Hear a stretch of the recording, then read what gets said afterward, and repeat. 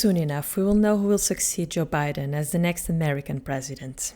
As much as the election has been dominated by domestic affairs, such as the economy and reproductive rights, the biggest foreign policy issue is without a doubt the war in the Middle East. Even though Donald Trump once occupied the White House, does anyone really venture into making predictions about what his agenda will be? Whoever pretends to be certain about what Donald Trump wants must be very pretentious, because that's an extremely unpredictable person, especially when it comes to foreign policy. As for Kamala Harris, even though she has been the vice president for almost 4 years now, she's still struggling to differentiate herself from Joe Biden and create her own image.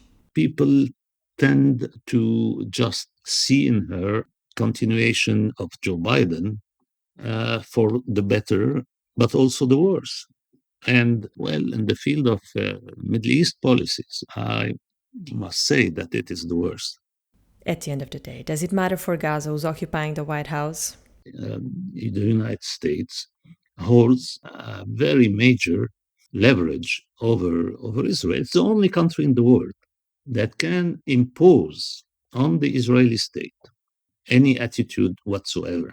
No other country in the world can bring the Netanyahu government to any moderation in what it is doing, but the United States. Even though the United States remains the only global player with the power to influence Israel and the war on Gaza, the spillovers will mostly and immediately be felt in Europe. Europe is at the very first rank in the face of what is happening in the Middle East. We've seen that repeatedly, especially in the civil war in Syria and the massive influx of refugees. And ever since, we have seen this an increased exploitation by the far right of the issue of migrants. The fact that Europe and does not attempt to speak in a rational, unified voice, taking into account its own interest in preventing this region from sinking into more violence, knowing that the spillover into Europe will be inevitable. From Friends of Europe, this is Policy Voices. I'm Catarina Vila Nova. Today on the show, can Israel no longer be influenced by external powers? Does it matter who's sitting in the Oval Office? What are the consequences of Europe's disunited voice on Gaza? Joining me today is Gilbert Achcar, Professor of Development Studies and International Relations at the School of Oriental and African Studies of the University of London. Here's our conversation. Before we start the conversation, I just want to let our listeners know that we are recording this conversation on Thursday, October the 10th, and only releasing the episode 1 week later. So, of course, we won't be able to comment on any developments that will happen between now and then. In today's conversation, I want to speak with you and try to understand how can different actors can or cannot influence the course of the war in the Middle East. I want to start with who is perhaps the most influenced actor. Of course, it's the United States. With the US elections less than 30 days away, I get nervous just saying this. Can you explain the fundamental differences that exist between the two presidential candidates, Kamala Harris and Donald Trump, regarding their approach to Israel, the escalation of conflict to Lebanon, and the war in Gaza overall? Are there any fundamental differences? We kind of know what Donald Trump's policy on the region is, because he's been in the White House already 4 years ago. We immediately have to add that whoever pretends to be certain about what Donald Trump wants must be very pretentious, because that's an extremely unpredictable person, especially when it comes to foreign policy. And that's one question mark. And the other is about Kamala Harris, whose policy on the Middle East is rather unclear. Of course, she has only been vice president, and she hasn't made any special statements or acts on the issue, except for the very recent weeks when she became the candidate. I mean, she is not even a person who had been campaigning for the presidency over the last 1 year or more. That's a problem for her in the sense that she doesn't have a clear profile on many things. And people tend to just see in her continuation of Joe Biden for the better, but also the worse. And well, in the field of Middle East policies, I must say that it is the worst.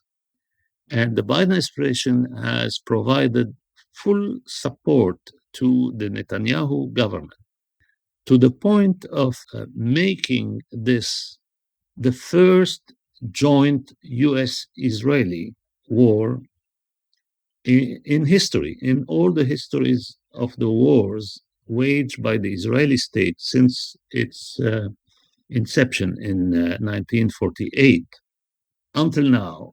There was no war before the Gaza war which could really be described as a joint US Israeli war in the sense of full military, financial support, and political support to the point of rejecting even calls for a ceasefire during several months by the Biden administration. And the same could be said today about the onslaught launched by Israel on Lebanon, which is backed completely by the Biden administration. And whatever statements we hear from that administration are not matched by any kind of pressure on Israel to bring Israel to moderate its positions and stop its onslaught. So the big question becomes, will Kamala Harris be the continuation of Trump and Biden, or will she be going back to the kind of attitude of the Obama administration? Now, she has given a few indications that she might be going back to the Obama kind of attitude, but not enough to convince people. And at the same time, she is having to assert every now and then that she's totally committed to the security of Israel, which sounds very much like Biden and Trump. I will finally add to this long uh, response that I think that Netanyahu doesn't want to take risks. That is, not knowing exactly what Kamala Harris will be, he has probably decided to push things forward in Lebanon and even with Iran to take advantage of the last few months of Joe Biden at the White House and therefore not incurring the risk of having to face Kamala Harris if she's elected. And of course, if it's Trump, he knows that he will have a full green light to carry on. So, following up on that, do you believe that whichever candidate wins, so whether it's Donald Trump or Kamala Harris succeeding on Joe Biden, will this significantly shift what is happening in the Middle East? And I guess my bigger question here is not so much does it matter who's sitting on the White House, but can the United States still have any kind of influence whatsoever on the Middle East? Yes, of course. When I say that it's the first joint US Israeli war, that also means that Israel would not have been able to launch such a long, protracted war in Gaza with such destructive intensity, absolutely unprecedented destructive intensity in urban settings, short of a nuclear attack like Hiroshima or Nagasaki. The degree of destruction is absolutely staggering. The number of casualties is absolutely huge. And you have international institutions that did not hesitate to refer to the notion of genocide. Uh, all this could not have been done without the material, that is, military and financial support of the United States and its political backing, because the Biden administration covered Israel not only militarily, not only by by reinforcing its deployments in the Middle East as a cover to Israel against potential attacks of other countries and especially Iran, but it also provided Israel with a political cover, using its veto rights at the United Nations during several months to prevent any call for a ceasefire. So it had to go through the General Assembly. Of course, a few months ago, the Biden administration changed its position on that after it saw that the cost of it, even electorally in the United States, and Kamala Harris will pay a price for the Biden position with the electorate that is pro Palestine in the United States, most of which is of Arab descent, but not only. It's obvious that Israel would not be able to do all that. And when it comes to Iran, because now we're speaking of the next step, which will be the Israeli response on Iran. Against Iran, even more than in Gaza or in Lebanon, Israel cannot act without the United States. Given the distance and the size of Iran, then their need for US participation in some way or another is major. And that's why, of course, the United States holds a very major leverage over Israel. It's the only country in the world that can impose on the Israeli state any attitude whatsoever. No other country in the world can bring the Netanyahu government to any moderation in what it is doing, but the United States. I want to shift the focus now to the continent where we're both speaking today. While EU countries such as Austria and Hungary are staunchly on Israel's side, other European nations earlier this year, such as Spain, Ireland, and Slovenia, recognized the state of Palestine. And more recently, in a few weeks ago, French President Emmanuel Macron called for an embargo of arms delivery to Israel meant to be used in Gaza. Professor, you've been living in Europe for some decades now. From Berlin, Paris, you've been professor at SOAS since 2007.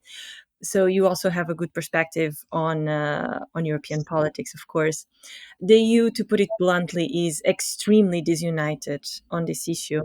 What does this all mean in terms of the EU's influence on this conflict, if it still has any left? Yeah, well, that's a good question. And one of the big tragedies is that Europe is at the very first rank in the face of what is happening in the Middle East. That is, spillovers from what happens in the Middle East go to Europe first.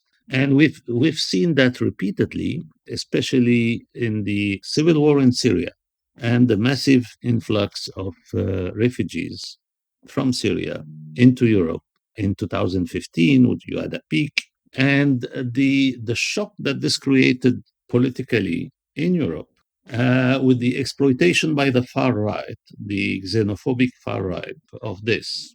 And ever since, we have seen this an increased exploitation by the far right of the issue of migrants from the Middle East and also migrants from Africa. The fact that Europe contemplates what is happening in the Middle East, relying on the United States, which is very far geographically from this Middle East, and does not attempt to speak in a rational, unified voice, taking into account its own interest in preventing this region from sinking into more violence, more war, more tragedies, knowing that the spillover into Europe will be inevitable. And that's really tragic. It is striking also to see that some of the most far right currents, I mean, the currents that are most vociferous against migrants from the Middle East, are the most enthusiastic in supporting the far right Netanyahu government in Israel, even though this government's behavior is of a kind that will inevitably create more incentive for much more people to migrate to Europe. Here, I would mostly blame the most influential European states. Well, you mentioned France. It's good that I would say Emmanuel Macron started taking that position. The problem is that he has been very inconsistent. 1 year ago, he was offering to Netanyahu to join him in the war in Gaza. Okay, now he is calling for a suspension of arms delivery. So there is no consistency in his positions. Well, but the situation a year ago is not the same as the situation that is now. Sure, sure. But I mean, I think it was clear enough a year ago from the day after October 7 that the Israelis were embarking on a very, very, very violent response to that.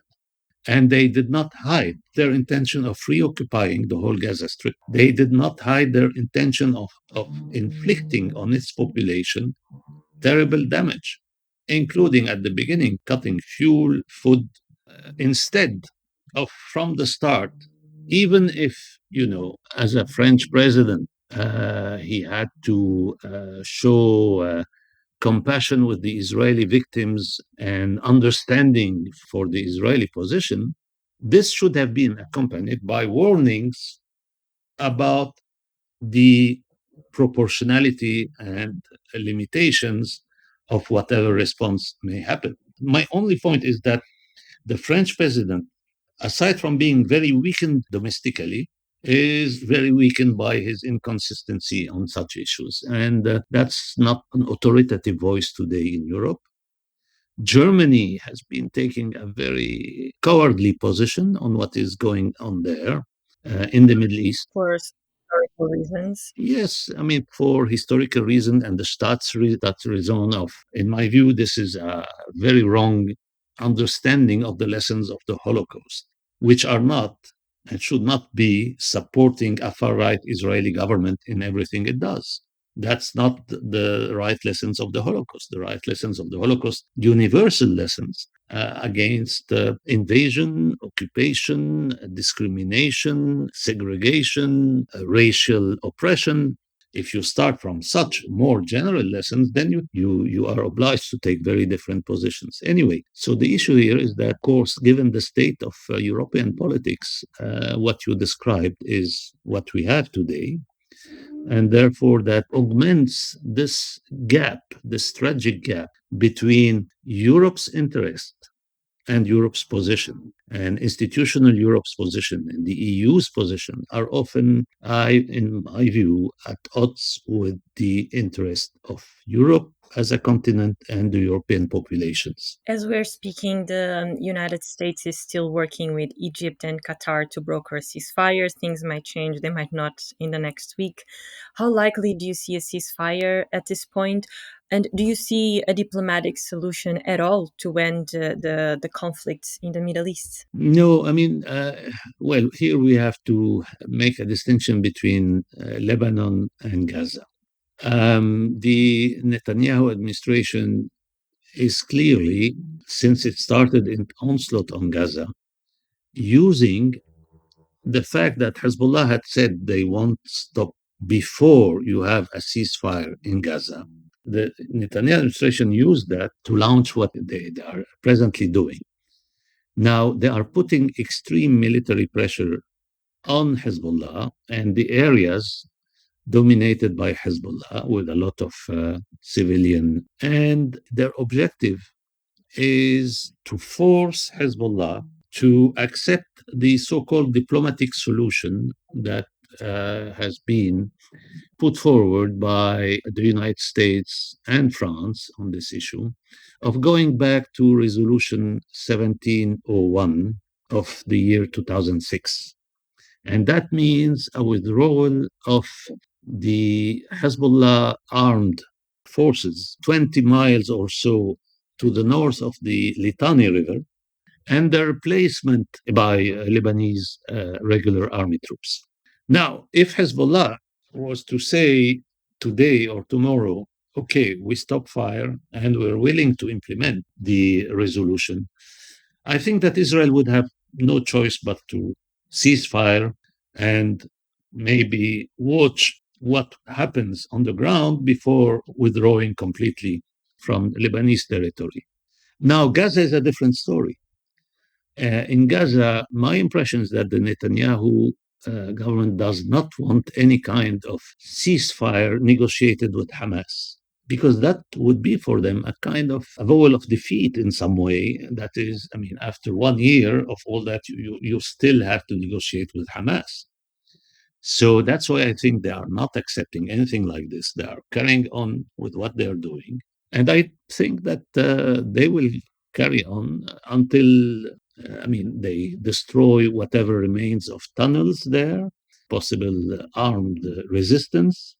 And then they will have to face the problem of the day after, as it is called, what to do with Gaza. But that's a different story. But that won't go through a formal ceasefire negotiated with Hamas. I really doubt so, coming from the Netanyahu government. Of course, it would be different if you had strong US pressure.